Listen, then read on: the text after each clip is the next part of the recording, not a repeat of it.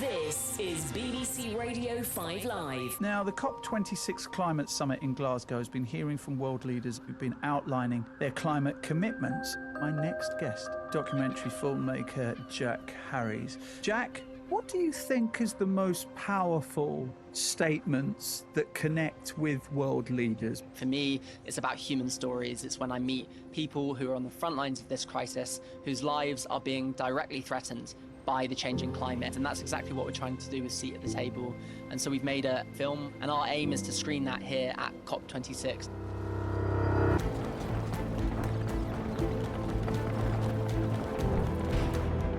COP26 has officially begun. Over the next week, thousands of people from around the world will descend on Glasgow to figure out what to do about the climate crisis. When we started this project, my intention was to humanise this crisis, to platform the voices of those who are experiencing it firsthand. I want to get our Unheard Voices film seen by as many people as possible, but also to get to the heart of this event, what it's about, how it works, and just what could be achieved. So you might be wondering, what is COP?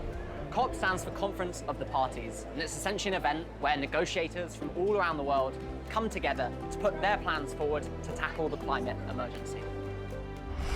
So who goes to COP? Well, it's world leaders, negotiators, citizens, and government representatives. Here at COP26, there's just under 40,000 delegates from over 200 countries, and that's not to mention all the people outside who have come here to be part of the experience. So how do we know if COP's been a success? Well, so far there's been 25 of these conferences, and few of them have been successful. In order for this COP not to flop, at the end of the 2 weeks, countries have to present their clear and concise plans to keep temperatures to well below 2 degrees Celsius. It's no easy feat, but the stakes couldn't be higher. Today is day one, and all the world leaders are here. It's weird, it's a bit like being at a sort of red carpet event, except they're not celebrities, they're world leaders. And you always know when world leaders are about to come through the room, the energy picks up, there's a lot of excitement, crowds start surging. I've just seen President Biden walk past. It's so strange to be so close to these incredibly powerful people. This is the heart of where the decisions are happening. But getting those decisions made isn't straightforward, because even though everyone here agrees that something needs to be done, there are as many different priorities and agendas as there are delegates, and it's hard to see how a successful result is even possible. One of those responsible for getting people around the negotiating table is COP26 President Alok Sharma, who's joining us in our Seat at the Table room, surrounded by our climate heroes. We've had 25 of these conferences so far. Let's be honest, we're still careering towards disaster, climate breakdown. Are these conferences, is this process capable of delivering the scale of change that we need? Do you truly believe in it? Yeah, I do actually. Let's see where we were heading before Paris, right? Before Paris, you had scientists telling us that we were heading towards 6 degrees of global warming. Now, if you look at all the commitments that are made, if they're delivered on, we've bent the temperature curve towards 2 degrees. So the Paris Agreement is working. The question is, are we going fast enough to make sure that in the meantime, we don't have very many millions of people being negatively affected around the world? And that's what this is about, the pace of getting this thing done. And that's what we're going to try and push on during this conference. So what does it look like 2 weeks from now? COP's finished, it's been a success. What does that look like? What does a successful COP26 look like? Well, a successful COP26 is us being able to say with credibility that we have kept that 1.5 degree limit within reach. And just talking about what temperatures mean. So even at 1.5 degrees, you're talking an extra 700 million people across the world facing extreme heat. At 2 degrees, that's an extra 2 billion people. At 1.5 degrees, we've basically lost 70% of our coral reefs. At 2 degrees, everything's gone. And I mean, it is literally as stark as that for nature and people who depend on it. And that's why we've got to get it right here. And I really hope that all of these world leaders who've come here and spoken, others who've provided statements, actually live up to those words. And if they haven't, we will all be losers. What can people around the world, young people, people who don't have a seat at the table, what can they do to ensure that we have that pace of change? Keep holding leaders to account and keep telling them that, unless they act, we're all facing a really dire future. We got to deliver. Completely agree with you. History is watching, the eyes of the world on us, and I hope for all of our sakes this is a successful COP. Alok Sharma, thanks so much for your time. Thanks, Jack. Thanks very much. I don't really know what to think about that. Politicians, they're smooth people and they're good at giving the right answers, but I genuinely felt like I was speaking to someone who understood the human cost of what's at stake and cared. Whether or not that will lead to action is a whole other question, and it's great this conference is happening, but that's not an excuse or reason for us to take our foot off the pedal. Being here, I can't help but notice many voices missing, like young people and Indigenous leaders, people most affected by this issue. It's almost like there's two sides to COP. Inside its walls are the politicians, corporations, negotiators, and delegates making the decisions. Whilst outside are campaigners, organisers, artists, storytellers, and activists, making their voice heard by taking to the streets.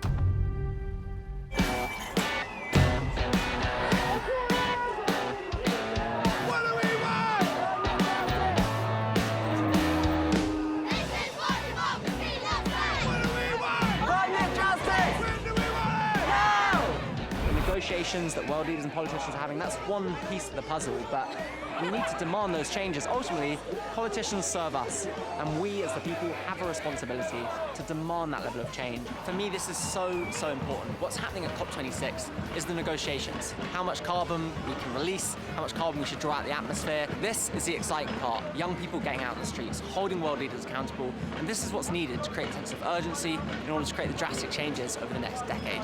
There are some familiar faces in the crowd, like Anjali, who spoke to us about air pollution a few weeks back. What are your expectations for today? I'm really hoping that the youth mobilisation around COP will make everyone in the blue zone and basically all of the climate leaders and all of the world leaders really think about what the youth want and make sure that our voices are included in this conversation. Knowing how many of us there are and how this is an international movement and there are youth all over the world mobilising on this, I think it's really quite inspiring. And it's great to know that there are so many other people who really care about this. I don't see how the government can ignore us for much longer because we're so loud. Show me what democracy looks like! This is what democracy looks like! There's something cathartic about just getting in the streets and shouting. I've been sat in that stuffy blue zone all week, and you just want to shout from the top of your voice, let's take action. The people gathered here are some of the leading youth activists from around the world. And they're not just shouting from the streets. They've also come to speak directly to world leaders to demand climate justice. Someone who made headlines after her talk is the amazing Kenyan activist, Liz Wathuti. My story will only move you if you can open up your heart. Your will to act must come from deep within. Because I come from a country that's the most impacted by climate change, and being here means speaking up for my people and speaking up for nature, and it means that we have to be here to really get our leaders to act, because at the end of the day, this is a fight for climate justice, a fight to make sure that the people who have always been left out or they've been not represented as they're supposed to be are actually on the front lines to demand for climate justice. So we have to be out here to continue putting more pressure so that our leaders can do what must be done, because this is about livelihoods of people that are being impacted by the climate crisis. So if we are not out here to put pressure on the leaders, then I don't think they will do anything. So we have to make change happen by ourselves, and that's why we are on the streets today. People got the power.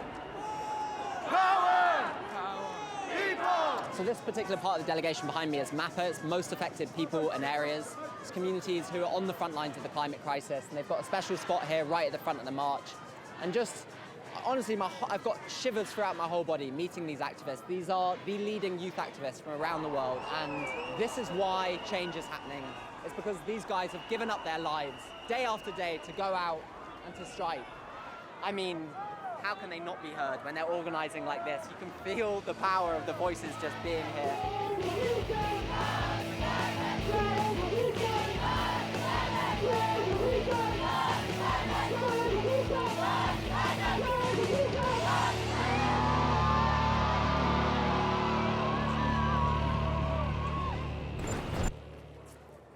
So how do we bridge the divide that exists here in Glasgow?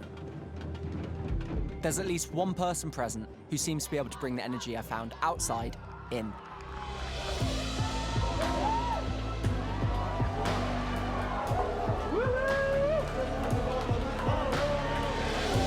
Got some whoops, which I haven't heard for any other world leaders across the whole of COP26. Even just by walking through, he's recharged COP.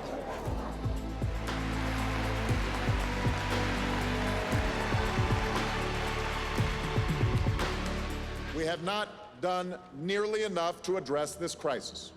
The world has to step up, and it has to step up now. Between 2009 and 2017, President Barack Obama had the top seat at the table. Mr. President. Did you get some good sleep last night? I did. I stayed up a little too late. My hours are still messed up. It's a pleasure to meet you. Throughout his presidency, climate change was a key focus of his work, and he was instrumental to the success of the Paris Agreement in 2015. I'm proud to say welcome to sunny Scotland. You know what? Pretty remarkable. It's not every day we get sunshine in Scotland. I think this is just for you. He's agreed to meet with me to share his thoughts about where we're now at in tackling the climate crisis. Organizing humans to do big things globally is always hard. Politics is difficult. And it's not always difficult because politicians are corrupt or because they don't care. Well, it turns out democracies are contentious, and the gears of government move slowly. My biggest fear is that young people are becoming disenfranchised with politics, even with processes like the COPs. Right. I wonder what your advice would be to young people. But the truth is, if we're going to solve this problem, these are big macro problems. These are global problems. And for better or for worse, right now, the only institutions that can mobilize resources on the scale that we're going to need to mobilize them are national governments. And those national governments make decisions based on politics. So how do we affect governments? Well, we affect governments through, number one, voting. You have to vote at higher rates. You can't opt out. That's point number one. Point number two is that young people, I think, have to be the voice to awaken the rest of the public and get them to vote the issue as well. My question to you, I guess, as a communicator, how do you reach the people that are on the other side of this issue? How do I get outside of my echo chamber? How do we communicate in a way that is going to build the critical mass to put that pressure on? Partly it starts with listening, hearing people's perspectives. You just traveled everywhere to hear young people's voices. You know, maybe you do a second documentary that is just interviewing folks who are kind of put off by the climate change movement. And maybe you find language in what they say that then connects, and it helps you to tell a story that can bring them into the fold. Yeah, there's some folks you're not going to convince. Those folks we just have to beat. Let's hope that we can. I'm sure we can. I have no doubt about it. All right. It's a real pleasure to meet you. Great to see you. I really enjoyed it. What a pretty day. Taking the time. What a beautiful spot as well. President Obama has a call to arms for my generation. And I think that's... At COP, he's gathered together some of the most impressive young people from around the world. That's my take on the work. And I'm honored to have been offered a seat at this table.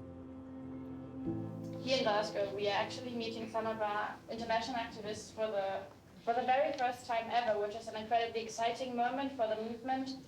Personally, being here, I've just been so inspired by the young people who are surrounding this event and organizing. I was out at the youth strike on Friday, and nothing gives me hope like that does. There are some very real victories that occurred in Paris, and it turns out that it's the countries where there was pressure, where there was political mobilization, where there was activism and a citizenry that demanded it. So to all the young people out there, I want you to stay angry. I want you to stay frustrated. But channel that anger. Harness that frustration. Keep pushing harder and harder for more and more. Because that's what's required to meet this challenge. There is a better way. The voices of young people are more important than ever. So while the world's attention is focused on the COP, I'm doing everything I can to get people to listen to the voices of those I've met on this journey. When they do, it works. Human stories move people, and if it can do that to just at least one world leader, then we've achieved our mission. And I've worked out how to get our stories into the room where all the world leaders are gathering. By calling on the man who started this journey. Sir David Attenborough.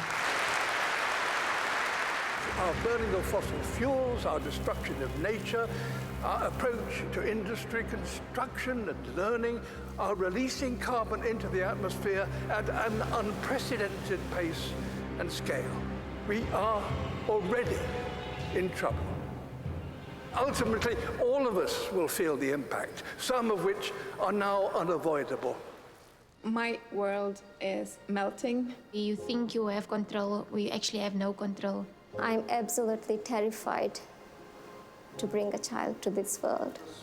The voices of our heroes and Sir David Attenborough speak. Can we fix climate problem in one generation? My answer would be yes, we have to. We need to not just to talk about what we can do, but to do what we can. This is a challenge that we should try to solve in a quick way with a long-term vision. It comes down to this.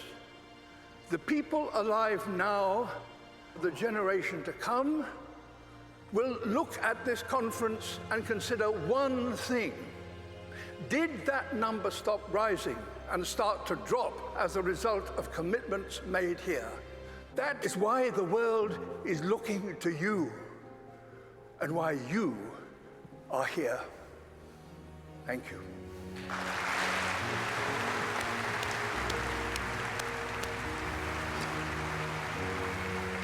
don't have words for how that felt. To hear our hero's voice alongside Sir David Attenborough, to see it play out in front of world leaders, in front of the world. That's why we made this. Those voices are no longer unheard. They've been heard. And I've heard those stories before, but to see it in this context, here at this conference, you just realize the weight of this moment. Like, history will look back at this moment, what's happening here in Glasgow this week. What an amazing time to be alive. And to have played a tiny little role in it, I feel so privileged. I feel so lucky to have been trusted with these stories. You know, I feel a huge weight of responsibility to carrying these stories. And we're not finished yet, but just to have had the chance to get some of them in front of world leaders, I feel like I can go back to them and say, we did our best. And that's a good feeling. I'm just gonna keep crying all day. That was better than I'd ever hoped. It's near the end of COP now, and our heroes deserve an epic send-off. There you go, I've pressed FaceTime. I've been offered help from our sponsor, Starling Bank. Can you help me with this mission? Okay, what do we need to do then?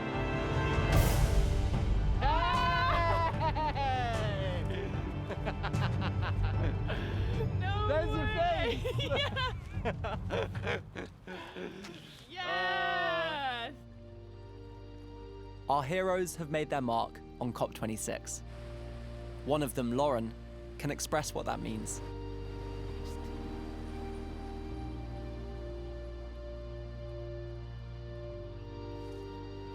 It's just really nice. I just think, you know, it's just so important. Yeah, I just... God, you're gonna send me off soon. I know. I think like it's just, yeah, it's just. I'm totally inspired by the stories that have been told. Oh. You know, we said for so long that human stories have to be put at the heart of this, and to see them projected onto the building, it's so symbolic. You know, there's something about it that's just so powerful to see the images up there. I feel a bit emotional. It's nice to have you here. It's so nice. Yeah. It's really good. It's really good. It's actually on the building. It's actually on the building. Your face is on the building.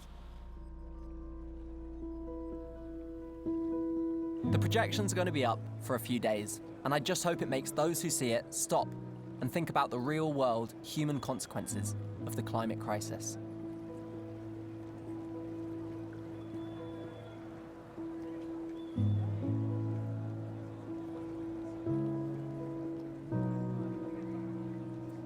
Having gone on this journey across the UK and connected with incredible people all around the world, I feel so lucky to be able to tell the stories of their passion, their creativity, their fears, their optimism, and their hopes. I feel really proud of what we've achieved. There have been so many amazing moments, and it's been a journey I will never forget. Being here this week at COP26 in Glasgow has been honestly a life-changing experience. It's been fascinating for me to have the privilege to be able to go inside to witness world leaders rushing about from one room to another, negotiating the future of all of our lives. It's very sterile inside those rooms, and it's easy to understand how world leaders are able to disconnect from the reality of what it is they're talking about. But for me, the highlight was getting out and being a part of the youth strikes, seeing young people from all around the world, leading youth activists, come together to mobilize and to organize what's happening here at COP26. And every COP beyond is just a starting point. It's one piece of the puzzle. It now requires all of us to come together, people getting out in the streets and demanding that change, and it's holding these world leaders to account. We need new people at the table, basically, and it should be you.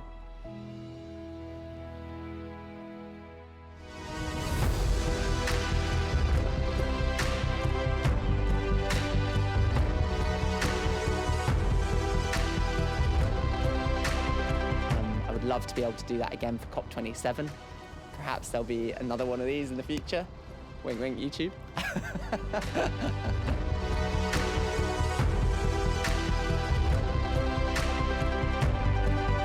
I'm stuck in a bog, and I really genuinely can't get out. How do I get out?